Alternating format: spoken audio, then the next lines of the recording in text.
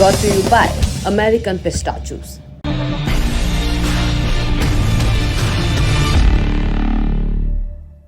Twitter के संस्थापक और पूर्व सीईओ जैक डॉर्सी ने कहा कि किसान आंदोलन के दौरान नरेंद्र मोदी सरकार ने ट्विटर पर दबाव डाला था। कई बार ट्विटर से अनुरोध किया गया कि उन ट्विटर अकाउंट्स को बंद किया जाए जो आंदोलन को कवर कर रहे हैं और इस मुद्दे पर सरकार की आलोचना कर रहे हैं। सरकार ने धमकी भी दी थी कि ऐसा ना करने पर वो भारत में ट्विटर बंद कर देगी और कर्मचारियों के घरों पर छापा मारेगी, जो उन्होंने किया भी। सरकार का कहना है सब झूठ है, विपक्ष का कहना है ये लोकतंत्र की सुनियोजित हत्या है। सच क्या है, तथ्य क्या है, यही जानेंगे आज की बड़ी खबर में। नमस्ते, मेरा नाम है सौरभ और आप देखना शुरू कर चुके हैं दी लल्लन टॉप शो। 12 जून को ब्रेकिंग पॉइंट्स नाम के यूट्यूब चैनल को दिए एक इंटरव्यू में जैक डॉर्सी ने ये आरोप लगाए हैं। क्या क्या कहा है ये बताते हैं। इंटरव्यू में उनसे पूछा गया कि क्या उन्हें ट्विटर में रहते हुए कभी अन्य देशों की सरकारों का दबाव झेलना पड़ा था। जब एक ताकतवर इंसान उनसे कुछ कहता है तो वो उससे कैसे डील करते हैं। इस पर जैक डॉर्सी ने कहा, उदाहरण के तौर पर भारत को ले लीजिए। भारत सरकार ने किसान आंदोलन के दौरान हमें बहुत सारी रिक्वेस्ट भेजी थी। ये उन पत्रकारों को लेकर थी जो किसान आंदोलन के दौरान सरकार की आलोचना कर रहे थे। हमें कहा गया कि भारत में ट्विटर बंद कर दिया जाएगा, जो हमारे लिए बहुत बड़ा मार्केट है। कहा गया कि आपके कर्मचारियों के घरों में रेड करेंगे, जो उन्होंने किया भी। और देखिए, ये भारत है जो एक लोकतांत्रिक देश है। भारत के बाद उन्होंने तुर्की की मिसाल दी, जहां की स्थिति बकौल डॉर्सी भारत जैसी ही है। वहां से भी उन्हें बहुत सारी रिक्वेस्ट भेजी गई थी। तुर्की में तो वो कई बार अदालती विवादों में भी उलझे थे और वहां भी दफ्तर बंद करने की धमकी मिली थी। अब ये तो हुआ डॉर्सी का वर्जन आते ही विपक्ष ने इसे लपक लिया। केजरीवाल ने कहा अगर ऐसा हुआ है तो बहुत गलत है। कपिल सिब्बल ने कहा जैक डॉर्सी झूठ क्यों बोलेंगे, हालांकि सरकार झूठ बोल सकती है। संजय राउत ने कहा पर्दे के पीछे लोकतंत्र की हत्या हो रही है और कांग्रेस ने कहा कि हर उस आवाज का दमन हो रहा जो सरकार के खिलाफ उठ रही है। आप पहले विपक्ष के आरोप सुन लीजिए। क्या राजीव चंद्रशेखर जी ये बता सकते हैं कि 24 मई 2021 को जब मैनिपुलेटेड मीडिया का टैग किया गया था भाजपा की फेक न्यूज फैक्ट्री और इनके नेताओं पर, तो ट्विटर को रेड क्यों किया गया? क्या रेड का कारण था, ये हम जानना चाहते हैं। क्या राजीव चंद्रशेखर जी ये बता सकते हैं कि कोविन की ऐप से डेटा कैसे लीक हुआ? तमाम सवाल है, उसका जवाब नहीं है इनके पास। अब एक नया मोर्चा जैक डॉर्सी के खिलाफ खोलकर खड़े हुए हैं। वो ठीक नहीं था। मतलब देश के अंदर अगर कोई किसान आंदोलन को रोकने की अगर कोशिश की गई तो ये तो गलत बात है। इस देश में डेमोक्रेसी, देश की हमारी स्वतंत्रता कैसे खतरे में है और पर्दे के पीछे डेमोक्रेसी का कैसा गला घोटा जा रहा है, तो उससे स्पष्ट होता है। जैक डॉर्सी को क्या वजह है कि वो ऐसा झूठ बोलेगा? मंत्री जी कहते हैं ये गलत है, तो क्या ऐसी वजह है कि जैक डॉर्सी झूठ बोलेगा? और कुछ और लोग तो झूठ बोल ही सकते हैं कि अगर वो सच नहीं बोलेंगे तो उनकी नौकरी भी जा सकती है। विपक्ष ने तो आरोप लगाए ही, लेकिन सरकार ने विपक्ष को कुछ नहीं कहा। उनका निशाना था Jack Dorsey. Electronics and IT राज्य मंत्री राजीव चंद्रशेखर ने ट्वीट किया, जैक डॉर्सी सरासर झूठ बोल रहे हैं। शायद वो अपने संदिग्ध कार्यकाल को छिपाना चाह रहे हैं। तथ्य और सच ये है कि डॉर्सी और उनकी टीम ने बार बार भारत के कानून का उल्लंघन किया था। 2020 से 2022 तक उन्होंने कानून का उल्लंघन किया, मगर कोई जेल नहीं गया और ना ही ट्विटर शट डाउन हुआ। डॉर्सी के कार्यकाल में उन्होंने भारतीय कानून की संप्रभुता को स्वीकार नहीं किया। ऐसा व्यवहार करते थे जैसे भारत का कानून उन पर लागू ही नहीं होता। एक संप्रभु राष्ट्र के तौर पर भारत के पास अधिकार है कि देश में काम करने वाली सारी कंपनियां हमारे कानूनों का पालन कर रही हैं या नहीं, ये सुनिश्चित करें। मैंने बहुत संक्षिप्त में मुझे यही कहना है कि जैक डॉर्सी महान आदमी होंगे जरूर, लेकिन वो झूठ कह रहे हैं, क्योंकि 2020 से 2022 तक ट्विटर जो जैक डॉर्सी सीईओ थे तब देश के कानून को उल्लंघन करने में 2 साल वो करते रहे और भारत सरकार ने किसी को जेल नहीं भेजा, किसी को रेड नहीं किया। ये सरासर झूठ है। फिर भी 2022 जून में उन्होंने कंप्लाई करना शुरू किया और इस दौरान उन्होंने जितने लॉज को उन्होंने वायलेशन किए, उल्लंघन किए, भारत सरकार ने यही चाहा है कि वो जो भी प्लेटफॉर्म हो भारत के इंटरनेट में, छोटा हो या बड़ा हो, फॉरेन हो या इंडियन हो, वो हमारे कानून माने, हमारे कानून के कभी उल्लंघन न करे। ट्विटर ने ये उल्लंघन किया था, लेकिन जो वो कहते हैं कि रेड हुआ है, जेल भेजा गया है, ये सरासर झूठ है।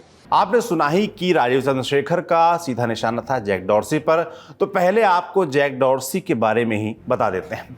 ट्विटर से दुनिया का परिचय 2011 की अरब क्रांति के दौरान हुआ, लेकिन इसकी शुरुआत हुई थी 2006 में। इसे बनाया था नोआ ग्लास, एवन विलियम्स, बिज स्टोन और जैक डॉर्सी ने।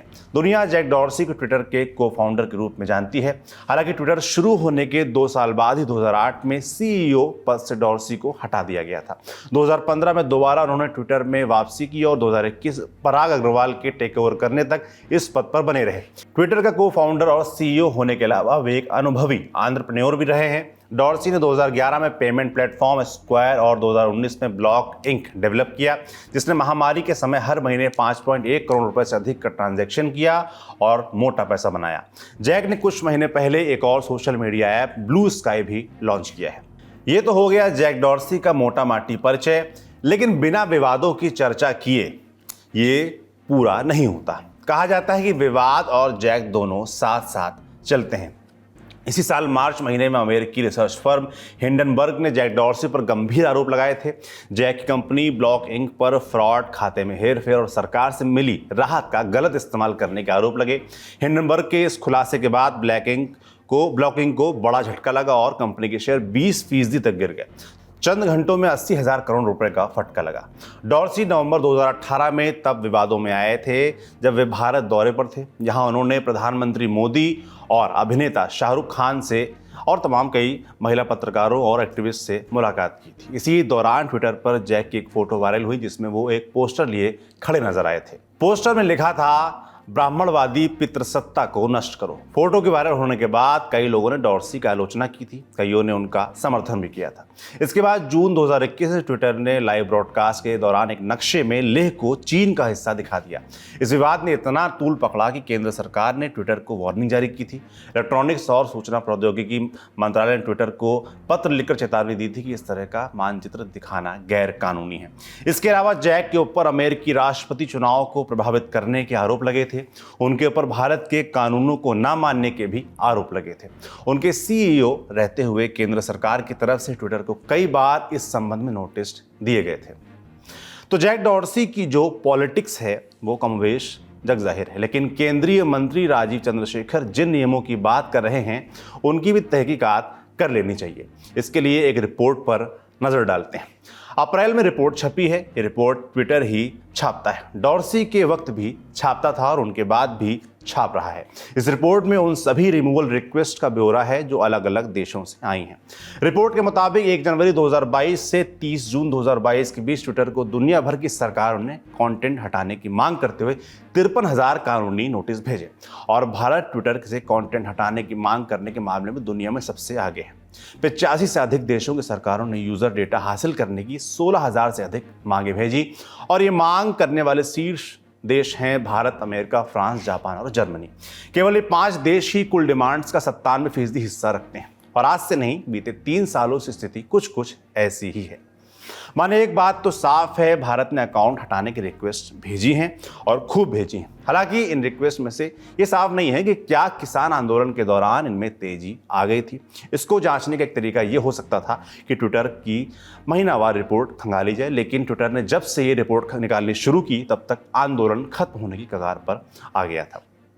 मगर ट्विटर और भारत सरकार का संघर्ष आज का नहीं है। 2021 में जब दिल्ली में किसान आंदोलन चल रहा था तब भी ट्विटर और भारत सरकार के बीच बहस हुई थी।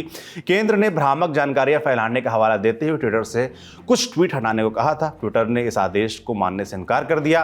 खबरों के मुताबिक केंद्र ने ट्विटर को धमकी दी कि अगर वो ट्वीट नहीं हटाते हैं तो ट्विटर इंडिया के कर्मचारियों को जेल में डाल दिया जाएगा। कहते हैं कि इस धमकी के बाद ट्विटर पीछे हटा और बाद में ट्विटर ने कहा कि उसने केंद्र सरकार की 95% शिकायतों का निराकरण कर दिया है। हालांकि केंद्रीय कानून मंत्री रविशंकर प्रसाद ने ट्विटर पर भेदभावपूर्ण रवैया अपनाने का आरोप लगाया था। रविशंकर प्रसाद ने कहा था कि ट्विटर अमेरिका में कैपिटल हिल की घटना की निंदा करता है, लेकिन दिल्ली में लाल किले की हिंसा पर उनका स्टैंड अलग है। इसी साल सरकार नए आईटी रूल्स लेकर आई। इसमें सरकार ने कहा कि जो कंपनियां भारत में काम करती हैं उन सोशल मीडिया इंटरमीडियरीज को 3 अधिकारी नियुक्त करने होंगे। इन तीनों अधिकारियों को भारत में रहना होगा। कंपनियां हर महीने एक कंप्लायंस रिपोर्ट भी जारी करेंगी। इसमें वे बताएंगी कि महीने भर में उनके पास कैसी और कितनी शिकायतें आई और उन पर क्या एक्शन लिया गया। ऐसी एक कंप्लायंस रिपोर्ट हर 6 महीने में भी छापनी होगी। इन नियमों पर भी ट्विटर और भारत सरकार के बीच अनबन हुई थी। इसके अलावा 24 मई 2021 को Delhi police tool kit manipulation मामले की जांच के सिलसिले में ट्विटर इंडिया के गुरुग्राम और दिल्ली स्थित दफ्तर पहुंची थी। दिल्ली पुलिस की स्पेशल सेल ने इस मामले में ट्विटर इंडिया को एक नोटिस भेजा था। हालांकि एलन मस्क ने अगले साल ट्विटर को खरीद लिया और उन्होंने भारत के सभी कानूनों को मानने की बात कही। हमारे पास कुछ संबंधित आंकड़े हैं, कुछ तथ्य हैं जो यह संकेत कर रहे हैं कि न सिर्फ भारत सरकार बल्कि दुनिया भर में कई सारी सरकारें ऐसी हैं कई देशों में जो सोशल मीडिया अकाउंट्स को सप्रेस करने की कोशिश करती हैं। अब आप देखें कि अमेरिका में अभी जो ट्विटर फाइल्स कुछ समय पहले रिलीज किया जब एलन मस्क ने कंट्रोल लिया इस कंपनी पे, इस प्लेटफॉर्म पे, तो आपने देखा कि FBI और अमेरिकी गवर्नमेंट की तरफ से उनको रिक्वेस्ट जाते थे कि भाई फलाने फलाने का बंद कर दो। और अभी हम देख रहे हैं कि ब्राजील में कुछ कानून बना है, कनाडा में कुछ हो रहा है। तो इस तरीके की चीजें सब जगह होती हैं। दूसरी चीज कि भारत सरकार ने खुद माना है पार्लियामेंट में कि वो लगातार जो है कुछ अकाउंट्स को बंद करने के लिए आदेश निर्देश देते रहे। और सरकार का ही अगर आंकड़ा हम लें तो पिछले साल जून 2022 तक 1122 ट्विटर अकाउंट्स को बंद करने की बात हुई थी और यह संख्या 2021 में 2851 थी। दूसरी तरफ एक बैन करने का एक और तरीका है कि वो अगर आप मान लें कि आप लंदन चले जाएं तो आपको वो ट्विटर हैंडल दिखेगा, लेकिन आप दिल्ली आएंगे तो वो ट्विटर हैंडल नहीं दिखेगा। दूसरी चीज, दूसरा आंकड़ा, एक बड़ा दिलचस्प आंकड़ा यह है कि 2020 में भारत सरकार ने लगभग 10,000 सोशल मीडिया अकाउंट्स को बंद करने का निर्देश दिया था अलग अलग प्लेटफॉर्म्स पे, जो कि 2014 के आंकड़ों से अगर हम जोड़ेंगे उसको तो वो 2000% से ज्यादा है। पहली चीज तो हमको ये स्वीकार करनी चाहिए कि चाहे हमारी सरकार हो या दुनिया की कोई भी सरकार हो, उसके पास ये अख्तियार है कि वो लॉ एंड ऑर्डर के लिए या नेशनल इंटरेस्ट में या किसी तरीके का फेक न्यूज या कोई घातक बात हो रही हो तो या कोई देश विरोधी कोई अभियान चल रहा हो तो उस पर रोक लगाने के लिए इस तरीके की चीजें करें। लेकिन हमने ये भी देखा कि कार्टूनिस्टों के साथ क्या हुआ। हमने ये भी देखा कि नॉर्मल आपने कोई मजाक की बात कह दी, उस पर केसेस तक हो गए। सिर्फ हैंडल बंद करना तो अलग बात है। तो निश्चित रूप से, और इसी के साथ जुड़ा हुआ मसला यह है कि पिछले 5-6 सालों से हम इंटरनेट शटडाउन कैपिटल बने हुए हैं दुनिया का। सबसे ज्यादा इंटरनेट हमारे यहाँ। एग्जाम हो रहा है, इंटरनेट बंद कर दो क्योंकि पेपर लीक हो जाएगा। दंगे फसाद हो रहे हैं, अफवाह उड़ेगी, बंद कर दो। अभी आप देखना मणिपुर में बंद हुआ, पीछे राजस्थान में एग्जाम था उसमें बंद किया गया। तो हम लोगों को देखना पड़ेगा कि इंटरनेट या सोशल मीडिया को लेके जो हमारी सरकार की जो समझदारी है वह उसमें कहीं ना कहीं पेच है। ठीक है, आपके पास कुछ कानून है डिजिटल इंटरनेट यूज से रिलेटेड, लेकिन ये बात खुद भारत सरकार ये मानती है कि अभी हमारे पास पुख्ता डिजिटल सेफ्टी को लेके या उसके यूसेज को लेके हमारे पास कोई ठोस नीति नहीं है। इसलिए आप देखते हैं कभी झगड़ा होता है कि भाई आप ऐसे हमें क्यों कह सकते हैं कि भाई ये ट्विटर हैंडल बंद कर दो या ब्लॉक कर दो या सस्पेंड कर दो या इसके बारे में कुछ हमको इन्फॉर्मेशन दो। बहुत सारी सरकारें इंक्लूडिंग हमारी अपनी सरकार ये इंटरनेट सर्विस प्रोवाइडर से डेटा भी लेती रही। इस पूरे विवाद में एक और मसला उठ रहा है। मामले में पहले चैनल ब्रेकिंग पॉइंट को समझते हैं। अमेरिका के 2 राजनीतिक टिप्पणीकार और मीडिया होस्ट क्रिस्टल बॉल और भारतीय अमेरिकी सागर NGT ने जून 2021 में ये चैनल लॉन्च किया था। बॉल और एनजेटी दोनों ही अमेरिकी media organization the Hill's Rising के होस्ट थे और दोनों के राजनीतिक झुकाव ही पब्लिक डोमेन में है। क्रिस्टल लेफ्ट लीनिंग है और सागर राइट। उनका दावा तो यही है कि ये प्रोग्राम निडर है, सत्ता विरोधी है, इस पर राजनीतिक घटनाओं पर टिप्पणी होती है, विश्लेषण होता है, पत्रकारों, राजनेताओं, राजनीति के पढ़े लिखों, कॉर्पोरेट दुनिया की हस्तियों के इंटरव्यू होते हैं। इसी क्रम में जैक डॉर्सी का भी इंटरव्यू हुआ, लेकिन चूंकि दोनों के आग्रह सबको मालूम है, सो लोगों ने गणित लगाई। इंटरव्यू की टाइमिंग को लेकर सवाल उठाए। दर्शक जानते ही हैं कि नरेंद्र मोदी 21 जून को अमेरिकी दौरे पर जाने वाले हैं, वहां उनका स्वागत कार्यक्रम होना है। भारतवंशी उत्साहित हैं, इसलिए दौरे से 10 दिन पहले ये इंटरव्यू आया तो उसकी मंशा पर सवाल उठने लगे कि कुछ दिन पहले राहुल गांधी अमेरिका में घूम घूम कर नरेंद्र मोदी की आलोचना कर रहे थे। दूसरा, कि दौरे की घोषणा के बाद कुछ संगठनों ने कहा है कि वो नरेंद्र मोदी पर बनी BBC डॉक्यूमेंट्री को भी स्क्रीन करेंगे। और अब ये इंटरव्यू। भाजपा और प्रधानमंत्री के समर्थकों का कहना है कि ये नरेंद्र मोदी की लोकप्रियता को तोड़ने का सुनियोजित प्रयास है। इसे लेकर हमने जानकारों से बात की। इन आरोपों का नरेंद्र मोदी की छवि पर कितना असर पड़ सकता है, सुनिए। चीज तो मैं ये कहूंगा कि प्रधानमंत्री की छवि का या हमारे देश की छवि का इस बयान की वजह से कोई नुकसान होगा इस जो अभी यात्रा होने वाली है, मैं ऐसा नहीं मानता। क्यों? क्योंकि ये इस तरीके के डिबेट्स बहुत पहले से हैं कि भारत में डेमोक्रेसी की हालत क्या, अच्छा है, बुरा है। इस पे पश्चिम में लंबे समय से डिबेट चल रहा है। तो ऐसा नहीं है कि ये कोई बहुत अलग तरीके की बात आ गई है, नई बात आ गई।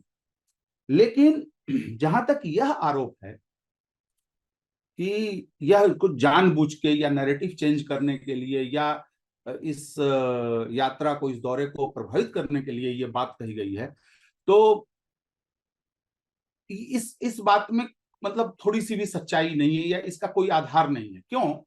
अगर आप अभी तो चूंकि इंडिया से रिलेटेड वो बात है तो हम लोग वो 1 मिनट से भी कम समय का वीडियो हम लोग देख रहे हैं और उस पर एनालिसिस कर रहे हैं। लेकिन आप उस पूरे इंटरव्यू को आप देखें तो उसमें बहुत सारी बातें कही गई हैं और उस बातचीत के क्रम में ये मसला, ये एक बात उन्होंने कही है कि ऐसा हुआ था और उन्होंने इंडिया का एग्जाम्पल दिया।